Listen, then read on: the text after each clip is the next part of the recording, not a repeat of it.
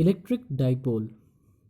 आज हम लोग इस वीडियो में इलेक्ट्रिक डाइपोल के बारे में पढ़ेंगे। ये टॉपिक जो है क्लास 12 के सिलेबस में इलेक्ट्रिक फील्ड लेसन के अंतर्गत आता है। सबसे पहले इलेक्ट्रिक डाइपोल की परिभाषा पढ़ लेते हैं। It is a system of two equal but opposite charges separated by a distance. It is a vector and directed from negative to the positive charge. कहने का मतलब ये कि अगर दो चार्जेस हैं, एक है माइनस चार्ज और एक है प्लस चार्ज, और दोनों का मान एक ही है लेकिन सिर्फ साइन उल्टा है, एक प्लस चार्ज एक माइनस चार्ज, और दोनों के बीच में एक दूरी है, तो वो कहलाएगा एक इलेक्ट्रिक डाइपोल। यहाँ पे माइनस क्यू और प्लस क्यू चार्ज, दोनों के बीच में दूरी d, और ये एक वेक्टर है जिसकी दिशा होगी माइनस क्यू से प्लस क्यू की तरफ। वेक्टर है इसका परिमाण, और इसके परिमाण को बोलते हैं इलेक्ट्रिक डाइपोल मोमेंट। तो इलेक्ट्रिक डाइपोल मोमेंट का परिमाण कैसे करते हैं? It is the product of either charge and distance of separation of an electric dipole.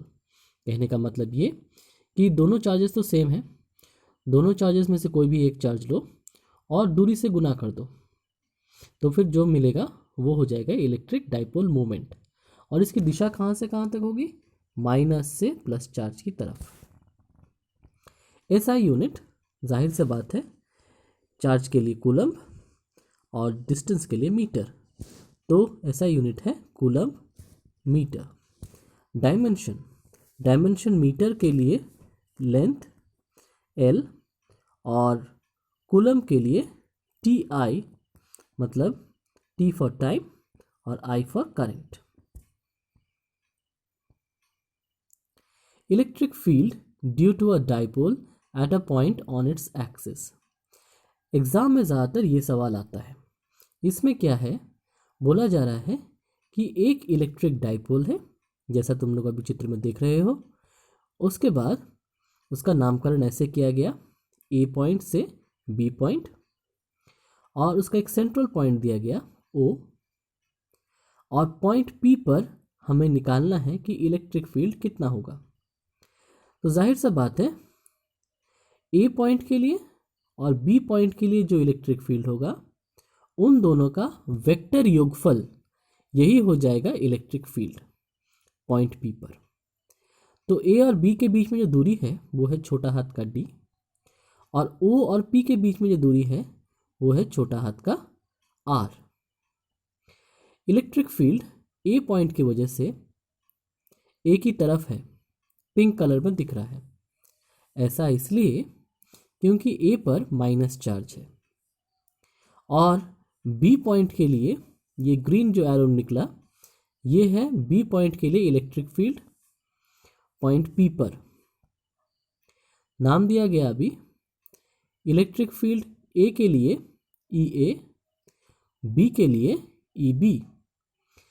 यहाँ पे दिख रहा है कि इलेक्ट्रिक फील्ड की जो लंबाई है वो सेम नहीं है, ई ए छोटा है, ई बी बड़ा है। कहने का मतलब ये कि इलेक्ट्रिक फील्ड ए के वजह से कम है और बी की वजह से ज़्यादा है। कारण ये है कि ए से पी की दूरी ज़्यादा है बी से पी की दूरी की तुलना में। तो इलेक्ट्रिक फील्ड जो है वो किसी पॉइंट के लिए होता है 1/4πε0 Q/r²।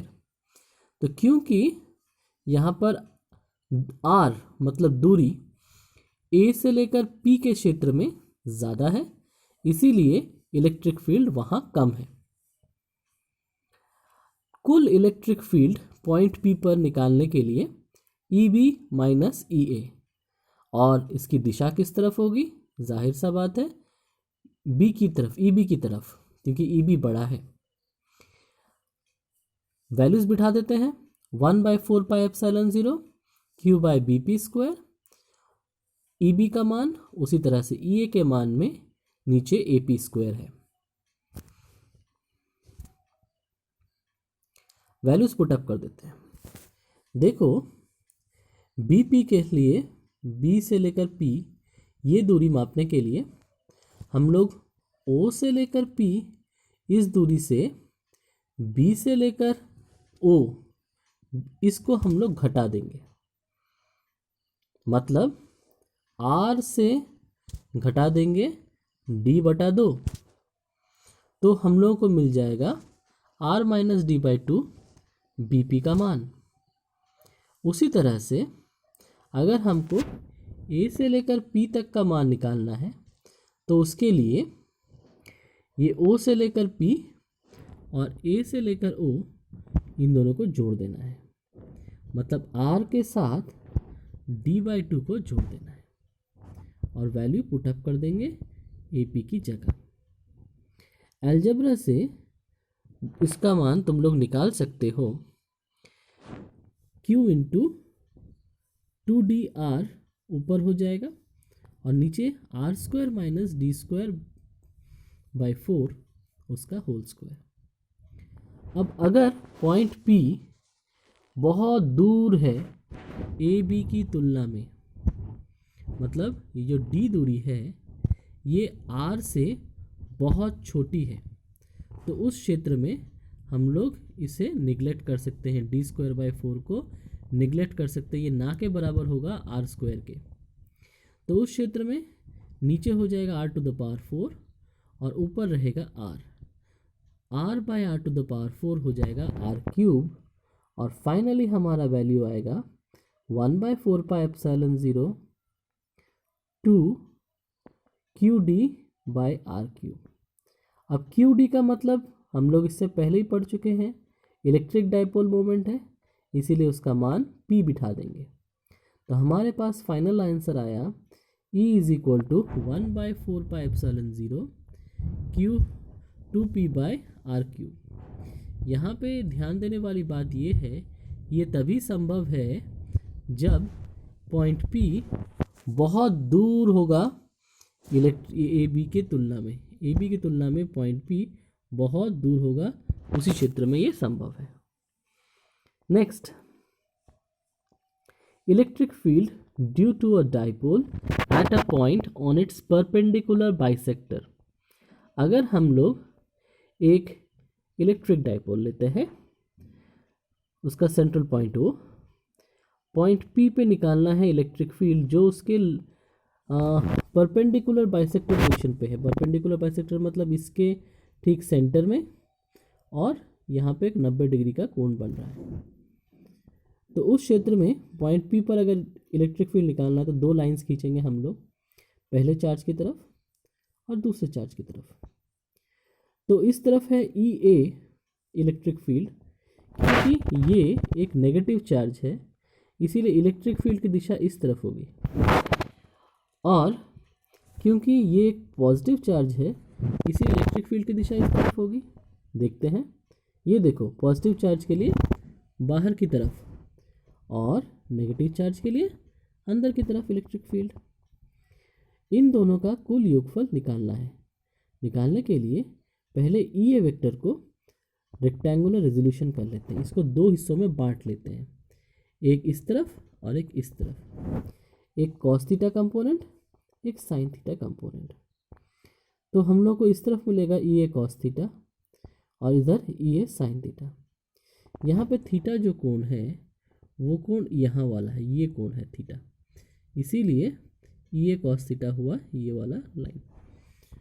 उसी तरह से अगर हम लोग EB को दो हिस्सों में बांट लें तो ऊपर हो जाएगा EB sin थीटा और इस तरफ EB cos थीटा।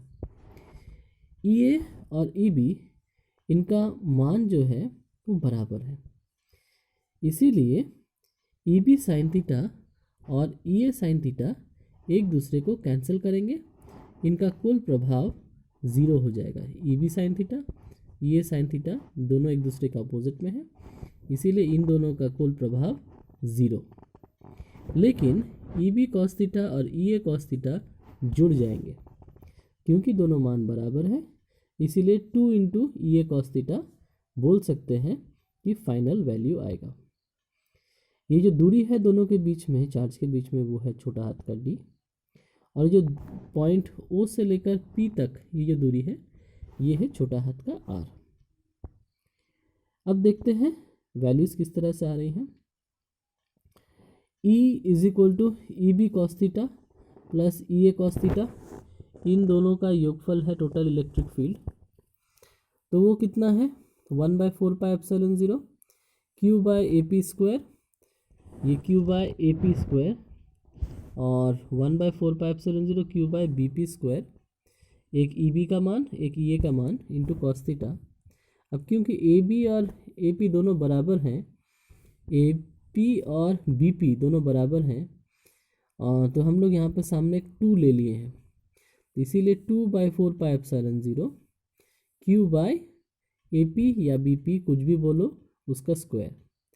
अब पिथागोरस थ्योरम के अनुसार ये दूरी है r और ये दूरी है d/2, तो जाहिर सा बात है ये दूरी होगा r² प्लस d²/4 का रूट ओवर, तो उसका स्क्वायर कितना हो गया। इसका मतलब है ये जो स्क्वायर है या ये बोलो ए पी स्क्वायर जो है इसका मान कितना है r² और d/2 का होल स्क्वायर। तो वो वैल्यू यहाँ पे पुटअप कर दिया। साथ में कॉस थीटा भी है, ये एंगल थीटा है, अगर ये एंगल थीटा है तो वो हो जाएगा कॉस थीटा हो जाएगा बेस बाय हाइपोटेन्यूज। अब बेस कितना है, बेस का मान है d/2। अब हाइपोटेन्यूज का मान कितना है root over r² plus d²/4। तो अब यहाँ पर टोटल जो हमारा फाइनल वैल्यू आएगा 1/4πε0 तो वो सामने है ही, उसके बाद क्यू डी बटा r² प्लस d²/4 उसका पावर 3/2। तो यहाँ पर अगर ये पॉइंट P बहुत दूर है और ए बी ये जो डिस्टेंस है इसकी तुलना में ये r दूरी बहुत अधिक है, मतलब इलेक्ट्रिक डाइपोल के बहुत दूर तुम लोग इसको कैलकुलेट कर रहे हो, तो फिर हम लोग d²/4 को निगलेक्ट करेंगे और निगलेक्ट करने के बाद हमारा वैल्यू आएगा Q D by R cube. तो क्यू डी का मतलब है P, तो मेरा फाइनल वैल्यू कितना है 1/4πε0 P बाय आर क्यूब। ये तो हुआ कि अगर एक एक्सिस में हो या परपेंडिकुलर बाइसेक्टर पोजीशन में हो, लेकिन प्रैक्टिकली ये दोनों स्पेशल सिचुएशन थे, लेकिन प्रैक्टिकली पॉइंट कहीं भी हो सकता है, किसी भी जगह पे हम लोग को इलेक्ट्रिक फील्ड निकालने को कहा जा सकता है। तो उस क्षेत्र में हम लोग ये जो पहले जो 2 रिजल्ट निकले उनका उपयोग करके निकाल लेंगे कि किसी भी जगह पे अगर तुमको इलेक्ट्रिक फील्ड निकालना है तो कैसे निकालेंगे। Electric field due to a dipole at any point. देखो ये है हमारा इलेक्ट्रिक डाइपोल, ये है केंद्र बिंदु, इसका डाइपोल मोमेंट है छोटा हाथ का P, ये जो दूरी है दोनों चार्जेस के बीच में छोटा हाथ का D। इस पॉइंट पर हम लोगों को इलेक्ट्रिक फील्ड निकालना है, तो ये जो एंगल बन रहा है ये एंगल मान लो थीटा है। पॉइंट P पर हम लोग को निकालना है कि कितना इलेक्ट्रिक फील्ड है। अब हम लोग क्या करेंगे, 2 दिशाओं में रिजॉल्व कर लेंगे P वेक्टर को, मतलब डाइपोल मोमेंट जो इस तरफ था इसको 2 वेक्टर में डिवाइड कर देंगे, एक इस तरफ और एक इस तरफ।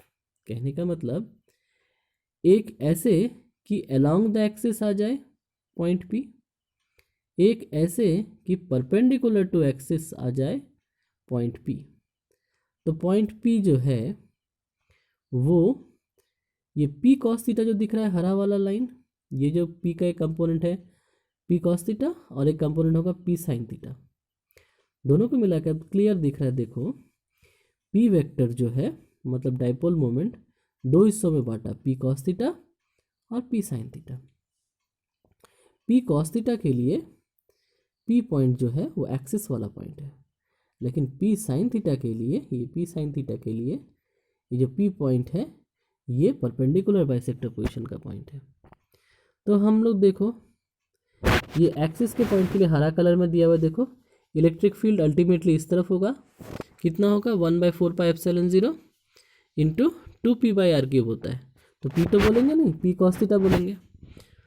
तो वो है ई आर, मतलब ई रेडियल। और इसके लिए, इस पी साइन थीटा के लिए पॉइंट पी जो है वो है अ point on a perpendicular bisector. तो उस क्षेत्र में जो इलेक्ट्रिक फील्ड निकलेगा वो इस तरफ होगा और उसको हम लोग कहेंगे ई ट्रांसवर्स, ई थीटा। तो अब ई रेडियल और ई थीटा एक दूसरे के लंबवत हैं। दो वेक्टर्स अगर लंबवत हैं तो उनका रिजल्टेंट हम लोग आसानी से निकाल सकते हैं। ये रहा रिजल्टेंट, दोनों को स्क्वायर करके रूट ओवर कर देंगे बस, तो वैल्यू आ जाएगा, उसका मान ई है। पहले हम लोग देख लेते हैं ई थीटा, इसका मान कितना होना चाहिए। अभी मैंने कहा क्योंकि अगर कोई परपेंडिकुलर बाइसेक्टर पोजीशन पे हो तो इलेक्ट्रिक फील्ड होता है 1/4πε0 p/r³। तो p की जगह लिखेंगे p sine theta, p sine theta. और ई आर के लिए क्या लिखेंगे, 2p cos theta by r³। 2p/r³ होता है, लेकिन क्योंकि ये जो डाइपोल मोमेंट है वो इस तरफ p cos थीटा है, इसीलिए 2p cos theta by r³। दोनों को हम लोग रिजल्टेंट अगर निकालेंगे तो वो हो जाएगा ई, हो जाएगा इन सब को दोनों का स्क्वायर करके रूट ओवर। यहाँ पे रूट ओवर साइन छूट गया है, उसको दे देना है, मान लेना है कि यहाँ पर एक रूट ओवर साइन है।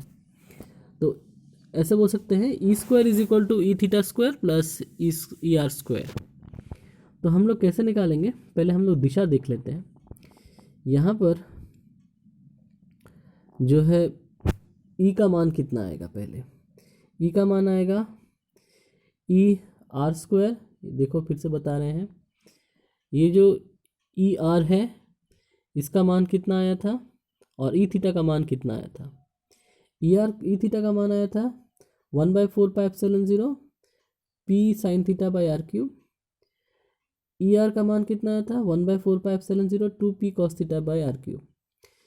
पहले ई थीटा का स्क्वायर करेंगे, फिर ई आर का स्क्वायर करेंगे, दोनों को जोड़ेंगे और रूट ओवर कर देंगे, तो हमारा आंसर आ जाएगा। यहाँ पर देखो ये रहा, हम लोग p/4πε0 और r³ इसको कॉमन ले लिया है। पहले के लिए आया साइन स्क्वायर थीटा, दूसरे के लिए आया 2 cos थीटा का होल स्क्वायर, मतलब 4 cos स्क्वायर थीटा। अब इनको जोड़कर रूट ओवर कर देने से ये वैल्यू आएगा। फिर अगर हम लोग देखें तो साइन स्क्वायर थीटा के साथ 4 cos स्क्वायर थीटा में से एक cos स्क्वायर थीटा ले लें तो यहाँ पे 3 cos स्क्वायर थीटा बच जाएगा। तो साइन स्क्वायर थीटा और एक cos स्क्वायर थीटा 1 हो जाएगा और पड़ा रहेगा यहाँ पे 3 cos स्क्वायर। तो हमारा फाइनल जो वैल्यू आया that is E is equal to p/4πε0 root over 1 + 3 cos square theta by r³। ये हमारा फाइनल एक्सप्रेशन है। अब है कि यहाँ पर एंगल कितना बन रहा है, किस किस डायरेक्शन में बनेगा ई। ये जो फाइनल रिजल्टेंट ई है ये किस दिशा में बनेगा। यहाँ पे जो कोण है, ये कोण अल्फ़ा, इसका मान निकालना है। ये है tan अल्फ़ा बराबर, tan अल्फ़ा बराबर कितना होगा, परपेंडिकुलर बाय बेस। यहाँ पर अगर हम लोग एक रेक्टेंगल बनाए इस तरह से तो हम लोग देख सकते हैं E theta by E R, ये हो जाएगा tan अल्फ़ा। तो tan अल्फ़ा बराबर कितना हुआ E theta by E R. तो देखोगे कि दोनों को अगर डिवाइड कर देंगे ई थीटा और ई आर में, बाकी सब कॉमन है, सिर्फ लास्ट में ई थीटा में साइन थीटा है और ई आर में लास्ट में 2 cos थीटा है। तो वो दोनों कटेंगे नहीं, बाकी सब कट जाएगा। तो फाइनली मेरा आंसर tan थीटा बाई 2 रहेगा। तो tan अल्फ़ा का जो वैल्यू है वो tan थीटा बाई 2 रहेगा। ऐसा नहीं कि एंगल आधा है, लेकिन दोनों के टेंजेंट्स आधे हैं, ये याद रखना है। तो यहाँ से हम लोग पता कर लिए हैं कि किस तरह से हम लोग किसी भी एक पॉइंट पर इलेक्ट्रिक फील्ड निकाल सकते हैं एक डाइपोल के वजह से। हमारा अंत में उद्देश्य यही था कि हम लोग किसी भी पॉइंट पर इलेक्ट्रिक फील्ड निकाल सकें एक डाइपोल की वजह से। उसके लिए हम लोगों ने पहले अलोंग द एक्सिस में कितना होगा सीख लिया, फिर परपेंडिकुलर बाइसेक्टर पोजीशन पे कितना होगा सीख लिया, और उन दोनों का उपयोग करके किसी भी एक पॉइंट पर इलेक्ट्रिक फील्ड का मान निकाला। तो आज के वीडियो में यहीं तक, यही है इलेक्ट्रिक फील्ड में, इलेक्ट्रिक डाइपोल में। और इलेक्ट्रिक डाइपोल का उदाहरण अगर चाहते हैं, नेचुरल एग्जाम्पल, तो वो है कोई भी एक मॉलिक्यूल मान सकते हैं, जैसे NaCl। उसमें देखो प्लस चार्ज और माइनस चार्ज दोनों समान हैं, और दोनों के बीच में जो बॉन्ड लेंथ है वही दूरी है। ऐसे ही कोई भी चार्जेस अगर एक प्लस और एक दूसरा माइनस थोड़ी दूरी पर रहे तो वो कहलाएगा इलेक्ट्रिक डाइपोल। वास्तविक सिचुएशन में ये डाइपोल्स बहुत छोटे ही होते हैं, और जब हम लोग उसका इलेक्ट्रिक फील्ड मापेंगे तो बहुत दूर से ही मापेंगे। मतलब वो दूरी इलेक्ट्रॉन जो दो एटम्स के बीच में दूरी है उससे अधिक ही होगी, बहुत अधिक ही होगी। इसीलिए 1/4πε0 2p/r³ और 1/4πε0 p/r³ ये अप्रॉक्सीमेशन हमेशा लागू होते हैं। तो आज के वीडियो में यहीं तक रहा। Thank you.